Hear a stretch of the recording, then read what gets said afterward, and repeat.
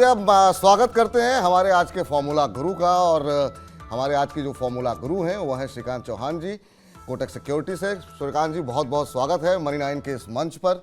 सबसे पहले तो बहुत बहुत स्वागत है आपका। धन्यवाद विपुल जी। और सबसे बड़ी बात यह है कि मैं आपको धन्यवाद इसके लिए कहना चाहूंगा क्योंकि आपने इस शो के लिए मुझे इनवाइट किया। शुरू का नाम अपना जो जी शो का नाम है वो भी काफी अच्छा है। बट एक बात मैं ये कहना चाहूंगा कि मार्केट में मुझे लगता नहीं कि मैं अभी भी गुरु हूँ। बहुत सारी चीजें अभी भी लर्न कर रहा हूँ। बट यस, जितना भी मुझे पता है और जैसे भी आपने अभी जो भी एक सेटअप बनाया है इस हफ्ते के लिए हाइलाइट्स के साथ, मुझे लगता है वो काफी इंटरेस्टिंग रहेगा हमारे दर्शकों के लिए। चलिए, बहुत बहुत शुक्रिया हौसला बढ़ाने के लिए। और गुरु आप हैं, बहुत सारे लोग आपको फॉलो करते हैं और उम्मीद करते हैं आज के इस कार्यक्रम के बाद बहुत कुछ वो सीख करके जाएंगे। तो सबसे पहले तो आपसे जानना चाहेंगे बाजार पे आपकी प्रतिक्रिया। 15,700 एक रुकावट बना हुआ था, इस हफ्ते बाजार ने उसको तोड़ा है और हमने देखा कि उसके नीचे जो है नहीं जा रहा है बाजार। आज भी 15,700 के नीचे गया बाजार, लेकिन फिर रिकवरी देखने को मिली। अब क्या अगली रेजिस्टेंस आप किसे मान रहे हैं और अभी ये दायरा कब तक तोड़ पाएगा बाजार? क्या 16,000 की रैली जो है हम देख सकते हैं, अगला रेजिस्टेंस 16,000 16,200 तक पे देखने को मिलेगा, या आपको लगता है यहाँ से फिर फिसल सकता है बाजार? बिल्कुल। तो देखिए, अगर मार्केट की अगर एक ब्रॉड रेंज की अगर बात करें तो मार्केट ने 16,000 के लेवल्स को तोड़ा नहीं। इन स्पाइट ऑफ काफी अच्छा रिबाउंड था मार्केट में। 15,200 से हमने 16,000 तक की ऑलमोस्ट रिकवरी देख ली थी। 15,900 के करीब जाने के बाद कई बार हमने वहां पे प्रॉफिट टेकिंग देखी और मार्केट नीचे बंद हुआ।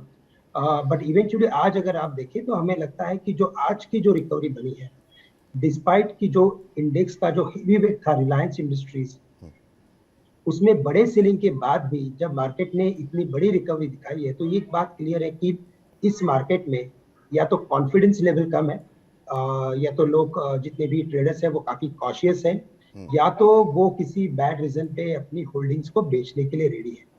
अगर आज की डेटा पॉइंट्स की अगर बात करें, जब मार्केट में आज जब हमने मार्केट की शुरुआत की थी, तब अगर आप देखेंगे तो क्रूड जो था, ब्रेंट क्रूड, वो 109 के करीब आ चुका था, जो 115 के करीब था।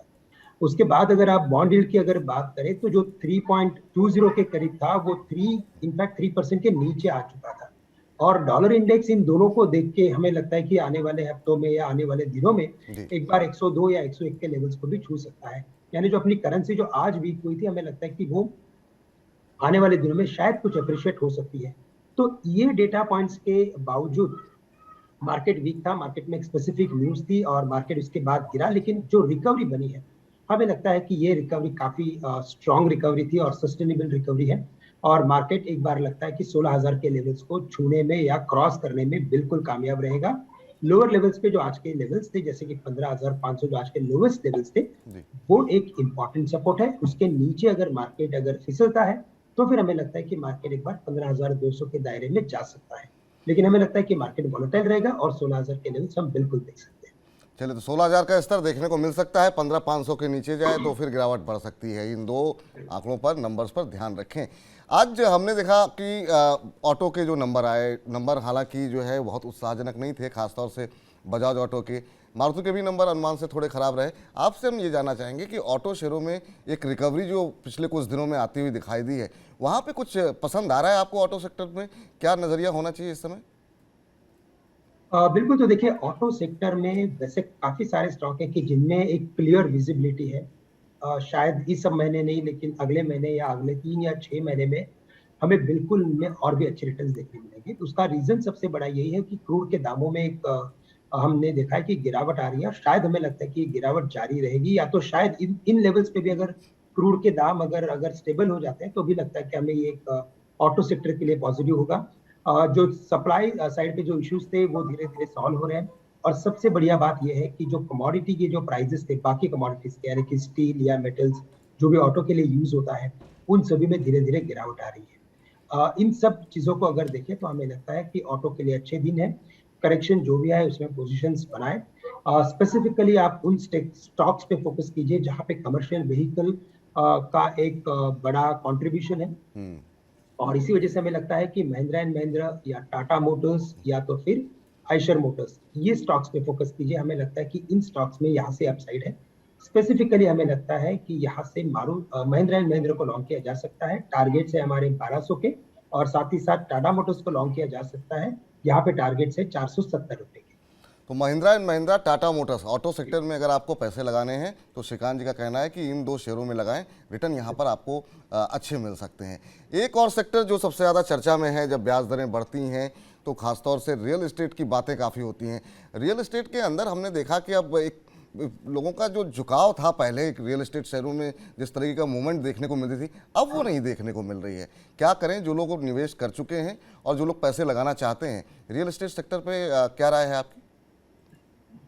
बिल्कुल, तो देखिए यहाँ पे रियल एस्टेट में भी हम काफ़ी सारे स्टॉक्स के ऊपर बुलिश है और उसका रीज़न यही है कि ये जो कंपनीज़ है इन्होंने अपने बैलेंस शीट को स्लोली स्टडीली काफ़ी स्ट्रॉन्ग कर लिया है और जो इन्वेंट्री है वो धीरे-धीरे कम होती जा रही है।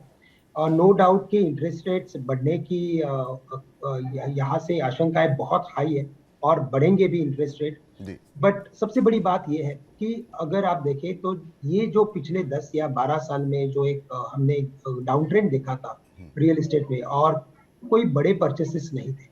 हमें लगता है कि अभी यहाँ से परचेसेस होने वाले हैं। तो जो पिछले जितनी भी खरीदारी हुई है रियल एस्टेट में, वहाँ पे कोई बड़े फंडिंग का यूज़ हुआ नहीं है और इसी वजह से ना तो ये कंपनीज़ ना तो जो कस्टमर है इसके वो कोई बड़े प्रॉब्लम में आने वाले हैं। क्योंकि कई बार ऐसे होता है कि इंटरेस्ट रेट बढ़ने लगते हैं, रियल एस्टेट के दाम और बढ़ते हैं और फिर एक यूफोरिया क्रिएट होता है और फिर जो भी बोरोवर्स होते हैं उनको बड़ी दिक्कतें आती हैं। बट इस बार हमें लगता है कि बोरोइंग का टाइम बना ही नहीं था, लेंडिंग का टाइम एनबीएफसीज या बैंक से बना नहीं था और उसके पहले ही इंटरेस्ट रेट बढ़ रहे हैं। तो हमें लगता है कि ये काफ़ी अच्छा कॉम्बिनेशन है और इसी वजह से आपने आज भी देखा होगा कि गोदरेज प्रॉपर्टीज या तो ओबेरॉय रियल्टीज, इन सभी में अच्छी एक खरीदारी थी। हमें लगता है कि ओबेरॉय रियल्टीज या तो ब्रिगेड या तो यहाँ से शोभा डेवलपर्स, इन पे फोकस कीजिए। इनमें यहाँ से फंडामेंटली भी अपसाइड काफी है। साथ ही साथ जो मैक्रो डेवलपर्स यानी कि मैक्रोटेक डेवलपर यानी लोडा डेवलपर्स, यहाँ पे भी हमें लगता है कि एक बुलिश व्यू बन सकता है। तो चलिए, तो तमाम जो है शेयर आपको ओबेरॉय रियल्टी समेत तमाम शेयर, गोदरेज प्रॉपर्टी समेत तमाम शेयर आपको बताए गए जहां पर अगर आप रियल एस्टेट में पैसा लगाना चाहते हैं तो लगा सकते हैं। एक और सेक्टर की बात करें और उसके बाद फिर हम आज का गुरु ज्ञान भी लेंगे, लेकिन उस सेक्टर का नाम है आईटी। आईटी में रुपए की गिरावट के बावजूद जो है हम देख रहे हैं कि अंडर परफॉर्म कर रहा है और मेन जो इंडेक्स है उसके मुकाबले आईटी शेयरों में गिरावट काफ़ी ज़्यादा देखने को मिली है। अभी कोटक सिक्योरिटीज़ का क्या व्यू है आईटी सेक्टर में? यहाँ पर इस गिरावट में खरीदारी करें या रुकें अभी? तो देखिए, अगर आईटी की बात करें तो आईटी में एक बहुत सिंपल सी बात है कि आईटी का जो पूरा बिजनेस होता है वो global markets, I mean to say US market से आता है और यूएस मार्केट्स में यहाँ से इंटरेस्ट रेट्स कैसे बढ़ने वाले हैं और वहाँ की जो पॉलिसी है वो कितनी एग्रेसिव स्टेप लेने वाली है, उसके ऊपर आईटी का पूरा बिजनेस डिपेंड होता है और अर्निंग्स और गाइडेंस डिपेंड होती है। अगर इन सब चीजों को देखें तो हमें लगता है कि जो आने वाली फेड की मीटिंग है वहां पे कितने इंटरेस्ट रेट्स बढ़ सकते हैं उसके ऊपर एक कैलकुलेशन बनेगा। और जैसे कि अभी आशंकाएं बनती जा रही है कि 75 बेसिस से लेकर 100 बेसिस तक की भी शायद इंटरेस्ट रेट में बढ़ोतरी हो सकती है। अगर होती है तो फिर हमें लगता है कि आईटी सेक्टर और एक प्रेशर में आ सकता है और इसी आशंकाओं के मद्देनजर हमें लगता है कि आईटी सेक्टर में एक प्रेशर बना हुआ है। हमें बहुत ही सिंपल सी एक बात समझ में आती है कि आईटी स्टॉक्स बहुत पहले ही गिर चुके हैं और शायद मुझे लगता है कि इन्वेस्टर्स जो भी है या तो जो फ्रेश इन्वेस्टमेंट करने वाले जो इन्वेस्टर्स आते हैं, फंड मैनेजर्स आते हैं, वो शायद इसी बात का इंतजार कर रहे हैं कि ये नंबर्स कैसे देते हैं, गाइडेंस कैसे देते हैं, जो शायद मुझे लगता है 15 से 20 तारीख तक आ जाएंगे। उसके बाद फेड की मीटिंग है। अगर फेड की मीटिंग में भी अगर 100 बेसिस की अगर एक शायद इंटरेस्ट रेट हाइक होती है तो जो एक फाइनल सेल ऑफ हमें देखने मिलेगा, हमें लगता है कि उस पर्टिकुलर सेल ऑफ में बिल्कुल आईटी स्टॉक्स को खरीदा जा सकता है। करंट लेवल्स पे जितने भी इन्वेस्टर्स हैं वो कॉशियसली ऑप्टिमिस्टिक है और बाय ऑन डिप्स की स्ट्रेटेजी हमें रखनी चाहिए। तो आईटी शेयरों में बाय ऑन डिप्स की रणनीति के साथ आगे बढ़ें। चलते हैं अब अगले सेगमेंट की ओर और अब बात करते हैं सवाल जवाब की। जी हाँ, बड़ी संख्या में आप लोग हमें सवाल भेज रहे हैं और हम कोशिश करेंगे कि ज़्यादा से ज़्यादा सवालों को शामिल करें और जो लोग सवाल पूछना चाह रहे हैं उनके लिए तरीका बहुत आसान है। आप व्हाट्सएप के ज़रिए अपना सवाल पूछ सकते हैं, इसके अलावा आप ईमेल के ज़रिए भी पूछ सकते हैं। अपना सवाल, अपना नाम, अपने शहर का नाम लिख करके आप हमारे व्हाट्सएप नंबर पे आप हमें भेजें। इसके अलावा my9 की जो ईमेल है उसके ज़रिए भी आप हमें अपना सवाल भेज सकते हैं। 9311211874 पर आप व्हाट्सएप करें। my9query@tv9.com पर अपना सवाल आप ईमेल कर सकते हैं। अगर आप ईमेल कर रहे हैं तो मोबाइल नंबर जरूर मेंशन करें ताकि हम आपसे सीधा संपर्क करके आपके सवालों का उत्तर अपने मेहमान से दिला सकें।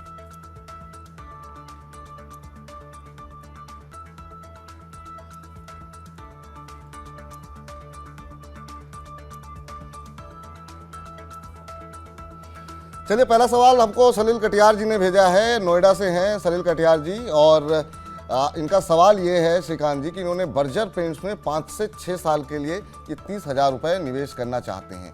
अब ये जानना ही चाहते हैं कि क्या करना चाहिए, अभी निवेश करें या होल्ड रुक जाएं? बर्जर पेंट्स पे आपकी राय?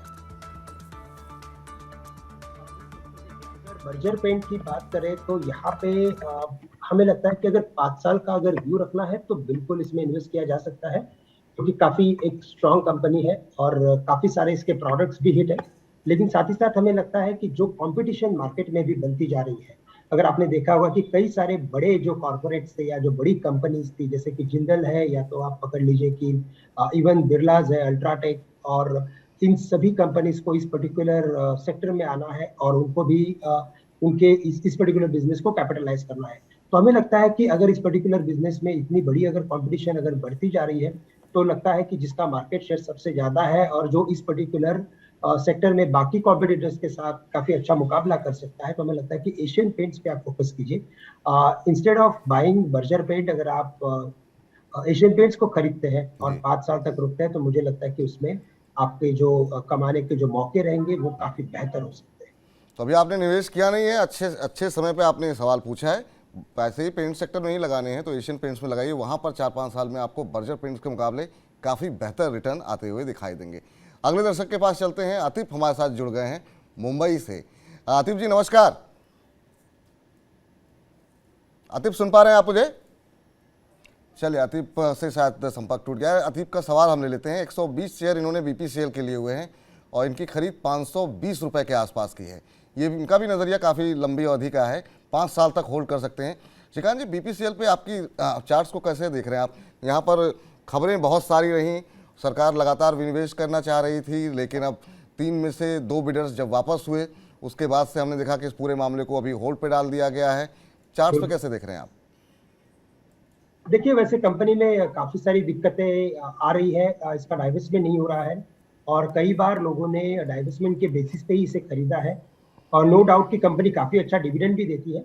बट हमें लगता है कि अगर डाइवेस्टमेंट के व्यू से ही अगर इसे लेना है, तो मुझे लगता है कि फिर एक बार इसे अवॉइड कीजिए, या तो जो भी इन्वेस्टमेंट्स हैं उसे आप पकड़ के रखिए, लेकिन यहाँ से अगर कोई भी बाउंस बैक अगर मिलता है तो आप उसमें से एग्जिट कीजिए। अगर आपका डिविडेंड ही सिर्फ कमाने का अगर उद्देश्य हो, तो बिल्कुल हमें लगता है कि बिल्कुल इसे होल्ड करके रखें for next several years. But अगर डाइवेस्टमेंट की अगर एक पर्टिकुलर उसी न्यूज के ऊपर अगर आपने खरीदा है, तो हमें लगता है कि इसमें जो रिबाउंड बनेगा, और शायद कई बार मैंने देखा है कि जब मार्केट अच्छा होता है तो ये स्टॉक 380-390 के लेवल्स को छू लेता है। उन लेवल्स के करीब आप इसमें से एग्जिट करके शायद एक बार किसी अच्छे कंपनी में, जैसे कि रिलायंस इंडस्ट्रीज है, कि जहाँ पे जो उसका पोर्टफोलियो है वो डाइवर्सिफाई हो चुका है, आप उस पर अगर आप फोकस करते हो और अगर आप उस पर्टिकुलर स्टॉक में अगर इन्वेस्ट करते हो, तो हमें लगता है कि वो ज़्यादा फायदेमंद हो सकता है। तो आपके लिए सलाह ये है कि अगर कोई भी बाउंस आपको मिलता है तो आप अपना नुकसान बुक करके रिलायंस इंडस्ट्री जैसे शेयर में आप निवेश कर सकते हैं। वैसे भी इस सेक्टर के अंदर बहुत सारी नेगेटिव खबरें अभी तैर रही हैं, क्रूड को लेकर के एक अनिश्चितता है। चलिए आगे चलते हैं। तौफीक खंडेवाला हमारे साथ जुड़े हैं, भरतपुर से हैं। तौफीक जी नमस्कार। नमस्कार सर, नमस्कार। और कैसे हैं तौफीक जी आप? ठीक है सर, ठीक है। बताइए क्या सवाल है आपका? सर मेरा सवाल ये है सर, मैं आरबीएल बैंक का ये कुछ शेयर्स खरीदा था सर, 4-5 महीना हो गया मेरे को खरीदे हुए। अच्छा। मैं कुछ एवरेजिंग भी किया था इसमें सर।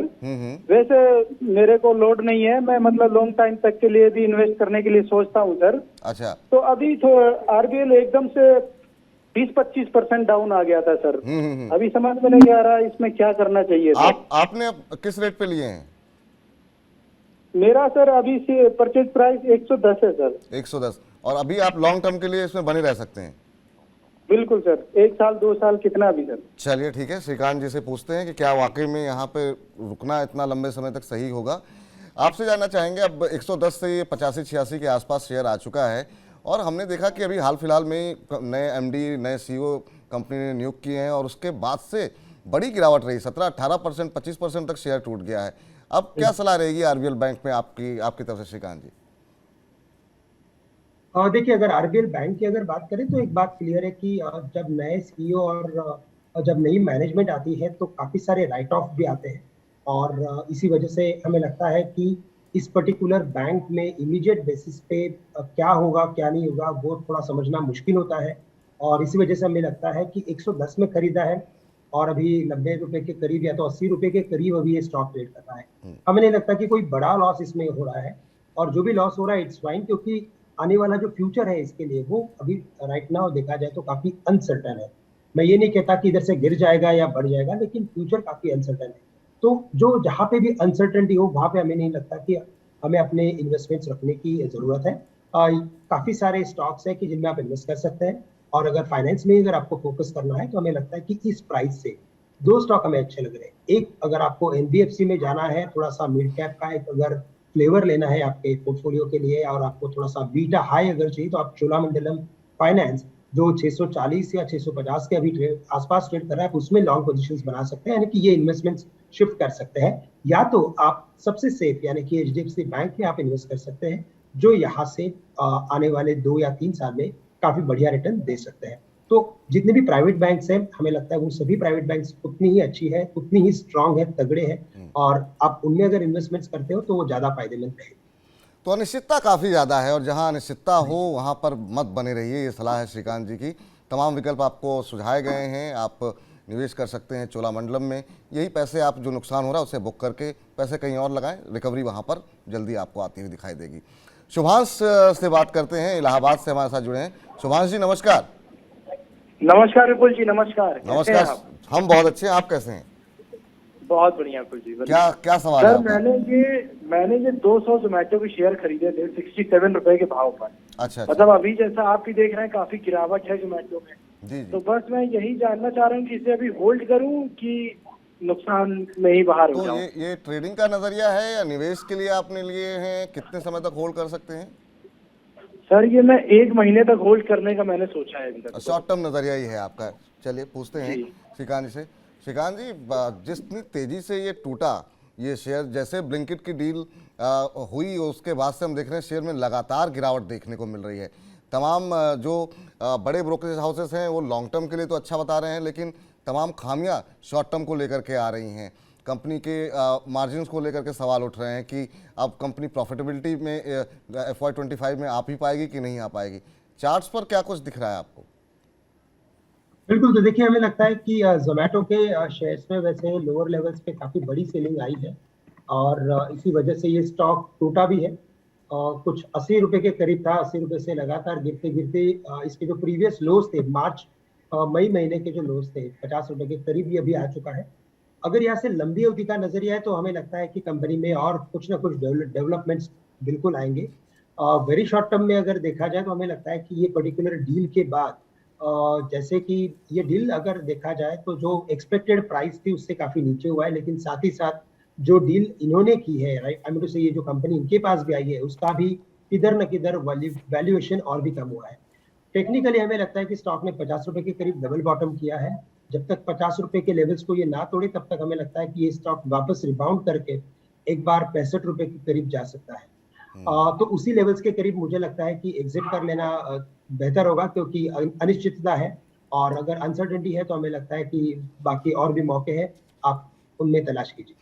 चलिए, तो आपको हम बहुत सारे शेयर बताएंगे अभी कार्यक्रम खत्म होने से पहले, वो आप नोट करके रख लीजिएगा। श्रीकांत जी क्या कहाँ खरीदारी करने की सलाह दे रहे हैं वहाँ निवेश करें, यहाँ पे रिकवरी आती है तो नुकसान आप बुक कर लीजिए।